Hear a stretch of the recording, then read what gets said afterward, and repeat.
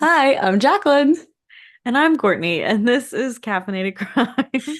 I think I'm gonna have to save that video clip to share with the world because I like hit record and Courtney's like mid giant yawn and like her eyes just go wide, like she's like, oh shit. Well, I was like, I have to make sure I don't like make any audible noise. I'm like, cover my mouth. I But like your eyes were was like, like, oh shit, this meeting's being recorded. I'm I'm gonna turn that into a GIF and just use it anytime. I'm like, something happens. I'm Oh, just gonna send that'd be Courtney a great. GIF of herself. I just need someone to teach me how to make a GIF because I don't know how to do that. I think there's a website. I think there's like a website that you can just Oh, put it in, but not positive on that. yeah, I'm sure. I'm sure I could probably at some point figure it out. I don't know, probably not. Anyway, it feels like it's been a while since we recorded. It's been like two Yeah. weeks because we took a hmm little week off because I was on vacation and now we're back. We're back. We're back, baby. And I have bird drama. I I am have so bird ready for the drama. bird drama. I was told it was coming and I'm ready for it. Okay, so this weekend I discovered that we have a bird's nest, which is very exciting because, So there's exciting. eggs, it's going to hatch, it's going to be babies, they're going to fly Hmm. away. I get to have my little nature moment in my own bedroom. Yes. Um, and basically, like how my bedroom is, like one wall is just a giant, like glass window. Hmm. And then it's called a Juliet balcony, Hmm. basically. So you open it and you can open both doors, but you can't step out on anything. It's just like not a rail, but a rail type thing. Hmm. So the nest is between the rail and the window, which I'm like, Mama Bird is so small to get in there and build her nest. Let me tell you, because that is She's like, small. this is the And perfect spot. I'm just gonna she cozy flies on through in the here. little squares. She Oh, doesn't fly up wow. and over. She flies through the little squares. Oh, interesting. And I'm glad this happened because I was on a really bad bird streak where I had two birds fly into two separate Mm-mm. windows of my house and kill themselves. That's always Um, so sad. and one bird was on the balcony and we had to Oh, yeah. get her off. So, anyway, I'm so excited because I have a bird's nest. And then here comes my asshole cat. Uh-oh. Will not leave this bird alone. And Mama Bird doesn't like it. Mm-hmm.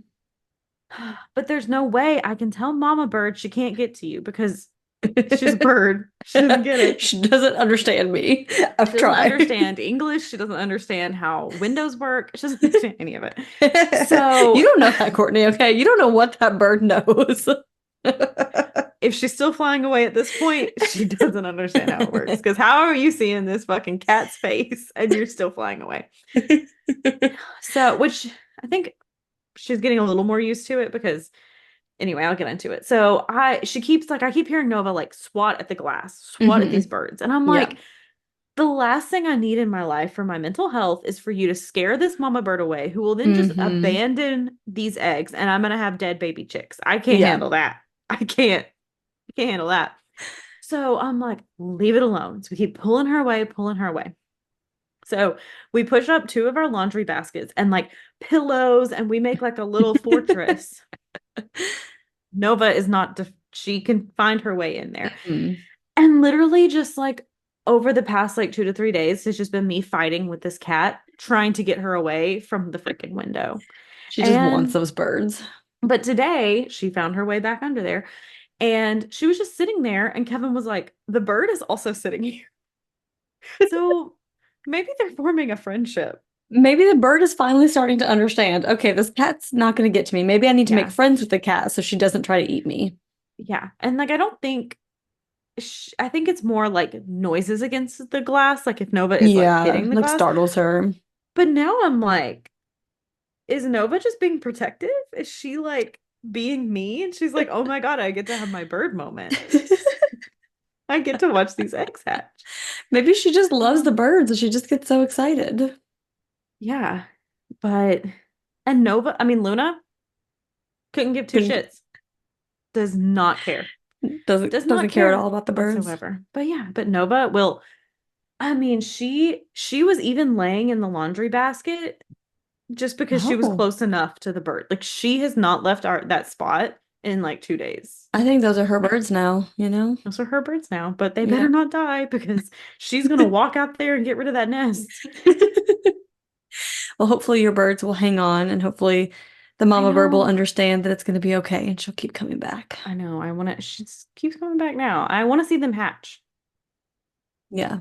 How You'll long have to does that send me take? videos because I do also want to see that.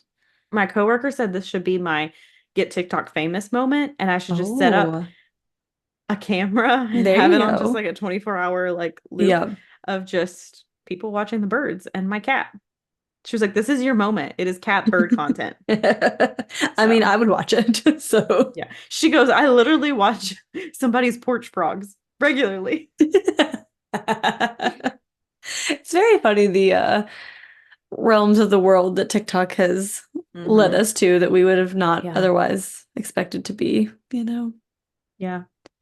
I mean, we had a whole point in time where we figured out if we were gonna have a Bones Day or no Bones Day That is based on true. some random pug in some guy's apartment. Did you know there's a Noodle 2.0? You told me that. Oh, your sister told me that. So Yeah. I So don't know what Noodle 2.0's name is. I hope it's not Noodle 2.0. I hope he has an that would actual be name. bad. That would be bad. But But I mean, there was a whole point in time like people would not start their day until they knew if it was yeah, a Bones or no Bones Day. that's true. The internet is a wild place, you know? Yeah, Well, thank you for your bird drama. I you're appreciate welcome. that. That's my life right now is fighting with my cat over it and hoping to see some Yeah, babies. hopefully. So, Yeah, I do really want to get one of those like bird feeders that like suctions up against your window, you know, so they like come super close mhm. and you can see them. But I do also worry that my animals would scare them away, or my toddler, or me just getting too Yeah. excited. Kevin and I have both accidentally scared the bird and we feel really Yeah. bad about it. Um, but it happens.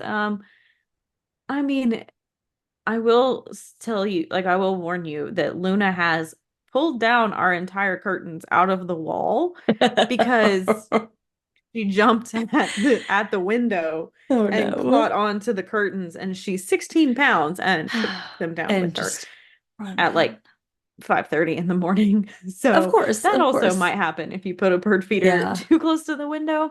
that's true. Um, you might lose your curtains a few times. Yeah, they might But I it's so mean, cute the noises they make when they see the bird. It's like that. It's like they're like clicking their teeth together. Oh, yeah, it's so cute. cats are adorable. Anyway, Okay, well, we sorry do if that was have so boring. It was you so go like boring. skip, skip, skip, skip. God damn, she's still talking about that fucking bird. We do have a pretty big update. I do want to, I probably should have done this before. I'm gonna go to YouTube to see who told us about it. So thank you to, I always get nervous when I see we have a new YouTube comment because I'm like, oh, but this one was nice, so that's good. Um, so Laura Flood reached out to us on YouTube to let us know that one of our previous cases that we covered was recently solved through DNA. So that is super exciting. So these were the Shenandoah murders. So this was back in May of 1996. Laura Lolly Winans and Julianne or Julie Williams. Were murdered at their campsite near the Skyland Resort in the Shenandoah National Park on May 24th, 1996. And their murder has been unsolved since then, but they did recently find a match to a DNA profile on their bodies from Walter Leo Jackson Sr. So he was a serial rapist in the area at that time. Unfortunately, he did die in prison in March of 2018, so they're not able to put him on trial for these murders or get any kind of information that, you know, the family might like to know coming from the last person who saw them alive.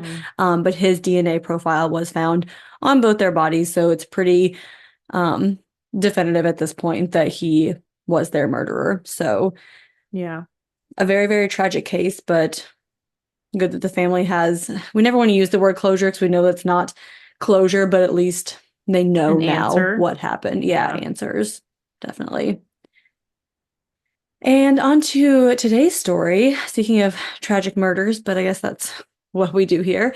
Um, So our sources include an episode of Hometown Tragedy, the Miya Marcano story, the Miya Marcano Foundation website, a CNN article, a WTSP article, a WESH article, and a Fox Orlando article, which reference some court documents.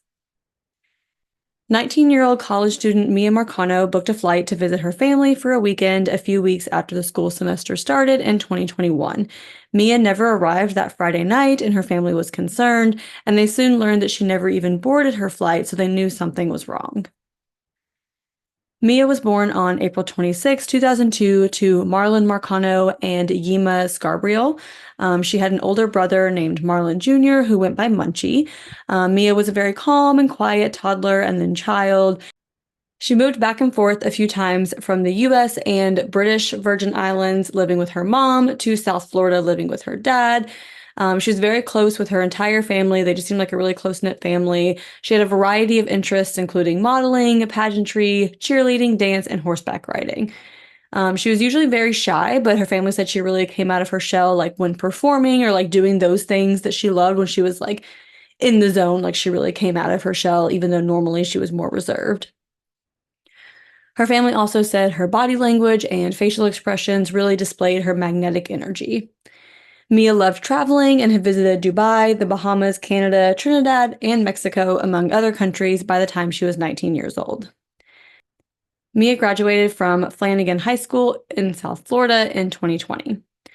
Miya then started college at the University of Central Florida to study nursing and then transferred to Valencia College her sophomore year to pursue sports medicine. She moved into the Arden Villas apartments near UCF. So the apartment complex housed mostly college students. They had a college bar nearby, your typical college town. Mia's dad, Marlon, helped her move into the new apartment and installed locks on her window, and he also reminded her to carry mace or pepper spray when she went out by herself. And Miya then started working in the leasing office at Arden Villas. On September 24th, 2021, Miya was scheduled to get off work at 5 p.m. and was planning on catching a flight to Fort Lauderdale to see her family for the weekend. So her family grew concerned when she never arrived and wasn't responding to any calls or texts. So at 9:23 p.m., Mia's mom, Ima, contacted the Orange County Sheriff's Office and explained the situation and asked for a welfare check to be conducted for her daughter. When Deputy Paulino got to Mia's apartment, he saw that the window locks had been broken and there was a bookshelf stuck under the doorknob of like the inside of Mia's bedroom. So like to prevent someone inside the apartment from like getting into Mia's bedroom. Mm-hmm. They also found blood on her pillowcase and broken jewelry inside her bedroom. So obviously there was something happening here. Other residents of the apartment complex said it was a pretty safe, gated community, but that lately the gate outside the complex wasn't always closed, so they were concerned that someone could have gotten into the community. So Mia's family immediately drove up from Fort Lauderdale, and at 3:52 a.m., Mia's father called the Orange County Sheriff's Office to come back to her apartment because they had seen some concerning items, including a box cutter that had not been taken into evidence. The apartment had also not been secured as a crime scene, and after Deputy Paulino conducted the welfare check, he did not report Miya as a missing person. Oh. Yeah. He also allowed Mia's roommate into the apartment to open Mia's locked bedroom door for them to access it. So you have contaminating the crime scene now. Exactly. So you have clear signs of a struggle, and you do not rope it off as a crime scene. You let other people who could have had something to do with it into the apartment. You leave a box cutter just on the floor. You don't report her as a missing person anywhere. Like there was no like report of this being anything other than, oh, welfare check, but she wasn't here. Like, yeah. At around 4 a.m., Armando Caballero, the maintenance worker for the apartment complex, was seen outside Mia's apartment.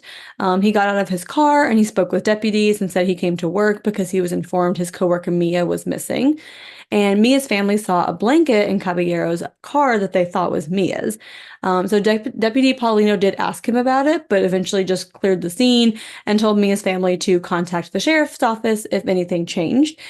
He did not attempt to search Caballero's car, like did not even ask, did not, nothing. Mm-hmm.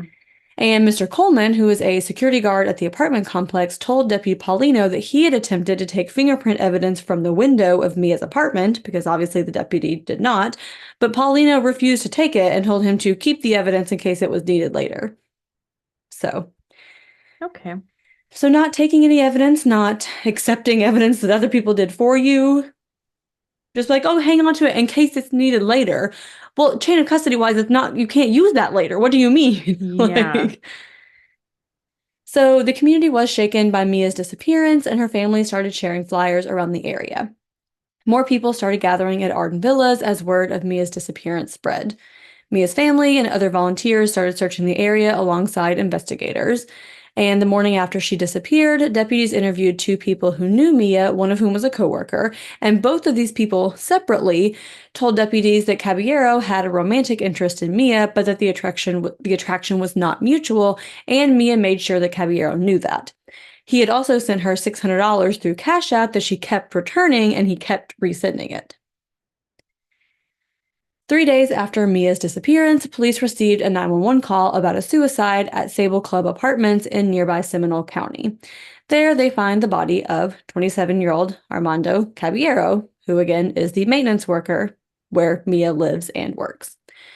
So investigators start looking into him more closely as a suspect in Mia's disappearance. Armando Caballero had been arrested in 2013 for creating a makeshift explosive in his university dorm room as part of a prank, just in a silly, goofy mood. That's what you do, right? Yeah, that's just what you do when you're hanging out with your Casual friends. day. A local woman had also reported a gym weight being thrown through her window, and she told police Armando might be responsible because he recently asked her out in a note and she had rejected him and wondered if that was him trying to get back at her. So when investigators look into cell phone records, they find texts from Armando to Mia saying things like, I know I was coming off strong and crazy, but I was literally like feeling you drift away. It bothered me because a bond so natural like we had is not common. I see I was throwing vibes at you like I owned you. So kind of creepy vibes on that. Yeah, very much so. So these texts and Armando's suicide officially turned him into the prime suspect. So Mia's family issued a $15,000 reward for any information leading to finding Mia. And after Caballero's body was found, investigators discovered that Mia logged into her Facebook account on September 28th in Orlando. But after further investigation, they didn't believe like this meant anything. Which I'm Which, not really sure about because, like, she's been missing several days at that point. But I don't know yeah. if, like, your phone just suddenly, like, registers that you're logged in. So they found it wasn't actually, like, she actively logged in. I don't know. They didn't provide any details, but I thought it was kind of weird that they were just like, Mm-hmm. oh, we determined this didn't mean anything. Like, okay. Yeah. Like, did she get hacked? Like, what Yeah, is like, this? what? Yeah.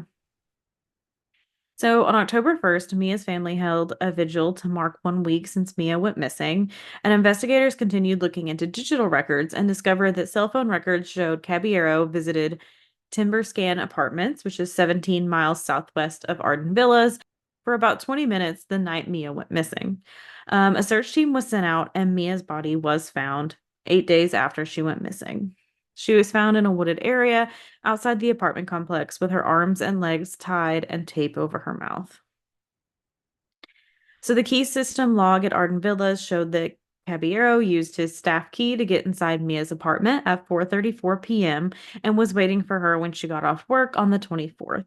So Mia's key fob opened her door at 5:06 p.m. and investigators believe she was attacked inside her apartment and then taken out her bedroom window to his car so that no one would see them like leaving out the front door. Mm-hmm. So Caballero was seen leaving the apartment complex at 5:52 p.m. and he went home for around 30 minutes and then returned to Arden Villas around 7 p.m. He then used a newly created Google phone number to call in a false maintenance request for an unrelated apartment to have a reason to be back at work. So, Yeah, very traceable, obviously. yeah, So, definitely. he left Arden Villas at 7:38 p.m. and arrived at the Timber Scan Apartments around 8:30 p.m. according to his cell phone and car GPS records. Mia's death was ruled a homicide by undetermined means, and her funeral was held on October 10th. So Mia's family fought for Mia's Law, which strengthens residential tenant safety through required increased national background checks for apartment employees and restrictions on who can access apartments. It also requires that tenants receive 24-hour notice before an employee enters their apartment, and that an employee can only enter the apartment between the hours of 7:30 a.m. and 8 p.m., which makes sense. I mean, I feel like the only reason is like an emergency. Yeah, I mean, why else would you need to be there outside those times? Like, exactly. And like at the other times, that would likely be you, the tenant, contacting maintenance to be like, oh, yeah. like there was an emergency. I need you to come in and fix that you were asking for Oh, my someone to toilet take is care of. overflowing and like poop Yeah. water is in my bathroom. Please come help. Not, Yeah, oh, you put in a maintenance request 2 days ago. I'm gonna come at 11:30 and fix it. exactly. Exactly. So, apartment complexes must also track the issuance and recovery of security and apartment keys. Mia's Law passed in Florida and Virginia in 2023. And Mia's family continues to advocate for missing persons families through the Miya Marcano Foundation. Her family filed a wrongful death lawsuit against Arden Villas Apartments and its management company, the Priest Company, for negligence, and the parties settled out of court in August 2023 for an undisclosed amount. An internal investigation in Orange County Sheriff's Office led to two people, including Deputy Paulino, being disciplined for missing a box cutter that was left in Mia's room and failing to immediately put her on the missing and endangered list when she disappeared. Mia's family also filed a lawsuit against the Orange County Sheriff's Office, claiming that they had enough evidence to save Mia's life or at least find her sooner. And they said that Deputy Paulino did not treat the apartment as a crime scene despite obvious signs of foul play. The blood on Mia's pillow and several pieces of broken jewelry were ignored, and deputies did not ask to search Caballero's vehicle, despite him being a maintenance man with access to Mia's apartment and her family believing they saw a blanket of hers in his car. So, like, you had everything right there. Like, you could Yeah, have gotten Caballero before he died by suicide and put him in exactly. jail, And it's got like, some yeah, maybe answers. he would have declined and then you would have had to get a search warrant and that would have slowed things down. But also, like, there are plenty of times where you just ask and someone says, okay, because they don't want to look Mm-hmm. suspicious. And they, like, but they didn't even ask, like, didn't even attempt to Yeah. search his vehicle. The Orange County Sheriff's Office acknowledged that Mia's missing persons case was not treated with the urgency it deserved, and that two deputies failed to treat her case appropriately. From what we can find, there are no updates in that lawsuit at this time. Um, and that is just the tragic murder of Miya Marcano. Yeah, Just so like, sad. and this one just definitely makes me think a lot because, like, I used to work at the apartment complex, like, where we lived. And this was in 2012 to like 2014-ish, so like a few years ago. But we like didn't have any kind of like security system into like the office to get the keys. So, like we just had like regular keys. We didn't have like a key fob system like they had here, which Mm-hmm. again very obviously showed who entered the apartment.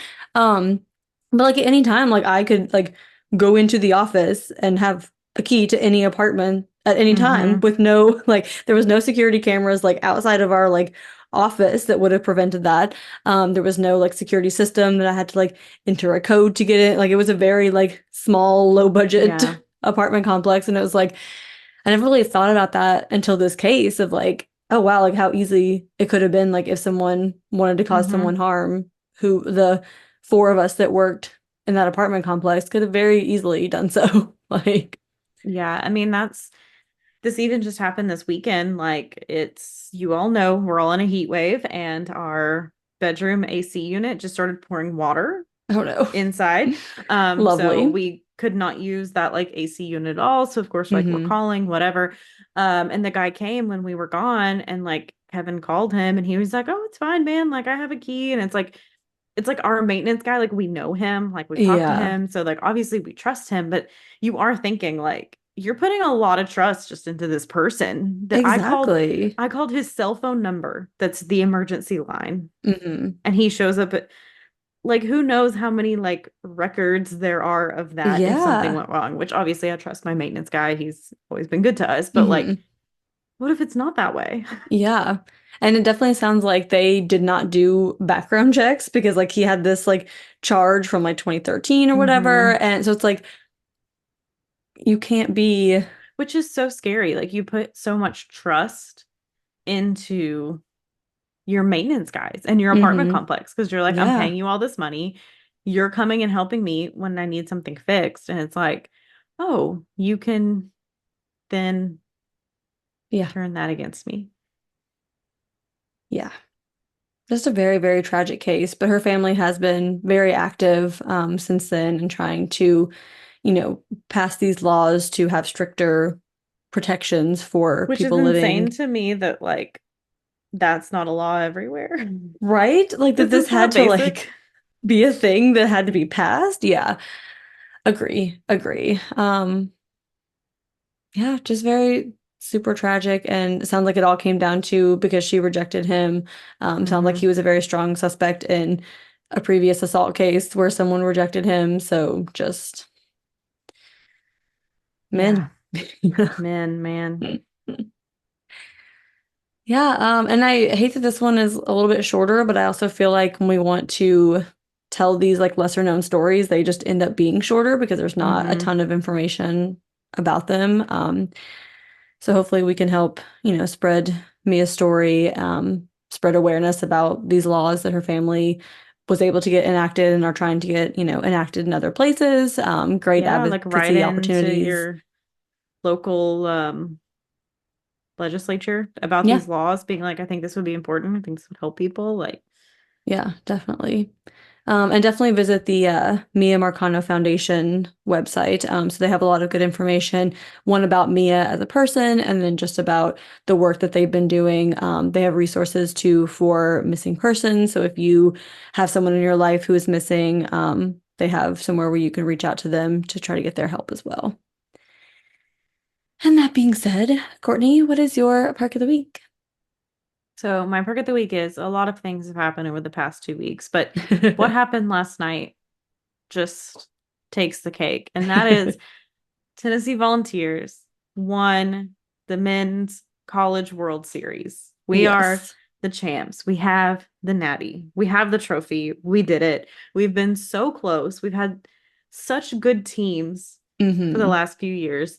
Um, and it's amazing. I'm still speechless. I was like, you know, very emotional last night. I was very emotional just like at the parade today that we went to Hmm. because I was like, this is the first time we've ever won something that I can remember. Like the last time we Yeah. won something, I was 4. I Yeah. probably didn't understand You anything you didn't after understand that. the magnitude of that at that time, Courtney? Like- I was watching The Little Mermaid. I was not watching, you know. But yeah, just super amazing that we actually did it. I was so scared towards the end It that we was were it gonna was blow looking it. a It was little rough for a little bit. I mean, I just kept being like, it's over. It's over. Yeah. That's it. We're done. Like, I was Yeah. being such a pessimist, but I was like, I've been here before too many times and been disappointed. Hmm. But we did it. We pulled it off. We did it. And then the bar I was at played Rocky Top twice in a row. And then they played Dixieland Delight because Dixieland Delight is about Tennessee. Anyway, not gonna if you don't follow any SEC anything, you have no idea what I'm talking about. Don't worry about Everyone's it. turned off by this point who doesn't Yeah, live here. basically. But it was just great. And it's great. Yeah, I feel that's like super exciting. city needs it. And like Kevin and I made green tea shit. We took 2 shots at the bar. I came home, made green tea shots at like 11:30 on a Monday night. I was like, what am I doing? But we just like casted our phones up to like this thing and we're just like watching all the videos of like Tony and the crowd and all this and everyone celebrating. Like it was just it was such a moment and it was so Yeah. great. So And it's such a fun thing to like see an entire city like come together for like the mhm. same thing that everyone's so excited about, you know? Yeah, and it's excited to be really hopeful about like Tennessee sports. Like the Hmm. basketball coach and the football coach were there and like took a picture and I was like, this is my Mount Rushmore. Because it's like these are the 3 men finally giving us hope about Yeah. something that we're gonna do something and like even seeing videos of like Tony Vitello's like first year and how like 20 people were in the stands. Like nobody was Hmm. there. Yeah. Nobody because we were so bad. And now here we are. So Yeah. It's very exciting.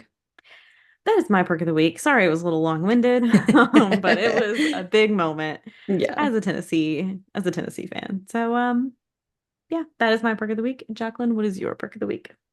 So my per of the week, as I mentioned at the beginning of the episode, we just got back from vacation. So we took a full week-long vacation to Asheville, North Carolina, which we've never been to, despite living so close and driving by it probably hundreds of times at this point because Yeah. of where we've lived and visiting, our family back here. Like we've driven by it so many times, but never actually went to the city. So it was super nice. We stayed like downtown, so we got to like walk to a bunch of stuff and then drove out to the mountains and some different lakes and just did a lot of hiking and swimming and eating and relaxing. And I was telling Courtney how nice it was to like turn off all of my work notifications on my phone. So for like an entire week, I'm just like, I don't know what's happening. It's not my job right now. Yeah. So it was It's very, very much needed. It's been a very stressful, hectic last couple of months. So it was a very much needed vacation. And my daughter is also at like a great age to take on vacations where we can actually like do most of the stuff that we would want to do. And it's not, hmm too challenging to bring her along. And she has a good time. We also, I didn't tell you this, we took her to see the Asheville Children's Theater put on a Frozen performance. So we took her to see Oh. that. And oh, like I it was so I'm gonna go on a long right here. But like I was telling Andrew, I was like, my mom always told me how like watching our accomplishments like always felt so much better than anything that like she had ever done. And it's like hmm you don't really get it and I'm like, and it's such a minor thing too that like I'm crying because she's happy watching a children's theater performance of Frozen. And I'm just like, what is wrong with me? But I'm just like, this is such a great moment for you. Like, just like the look on her face where she would like look at like every time a new song started, she would like look at us and like her jaw would like drop and then she would like stay and she would just like so into it. And like I'm tearing up watching her watching Frozen. I'm just like, what is happening? Which I'm also pregnant. It could be pregnancy hormones, but A little combo of it all. exactly. But it was very fun. Um, and Asheville also has a lot of non-alcoholic drink options, which is super exciting. So I feel like places are Yeah. getting a little more like you can Yeah. usually find at least one thing, but like I actually like had choices. Like we went to one place that had like hmm four or five, and I was like, I get to pick. I don't just get to say the non-alcoholic beer. I feel like Like, because it's such a brewery town that they were yeah, like, we have to acknowledge that people come here and don't always drink for whatever reason. exactly. So, Yeah. So it is nice to get to like enjoy like a bubbly beverage and hang out at the brewery, even if you're not drinking alcohol. So, hmm but yeah, that was my perk of the week. If you guys want to tell us your perks of the week, our local Tennessee fans who want to send us a hmm big go big orange, feel free. Anything else you guys want to share with us, you guys know where to find us on all the places. And most importantly, we are on patreon.com/caffeinated crimes, where at the time you were hearing this, last week we had a bonus episode come out. So it's a hmm very good one, a very important topic for the month of June for Gun Violence Awareness Month, which we are now in July. But at the time that came out, it was June. So, Yeah. um, and 40 something other bonus episodes. Also, if you guys listened to last week's episode, we gave you a previous bonus as like a regular episode since we took a little bit of time off. So if you enjoyed that and want more of that, again, patreon.com/caffeinated crimes, and we got all that over there for you. If you wouldn't mind to give us 5 stars on Apple Podcasts, Spotify, anywhere that has any kind of rating system, give us a like and subscribe on YouTube. Any of that, we always appreciate it. But in the meantime, go have a cup of coffee. And don't commit a crime.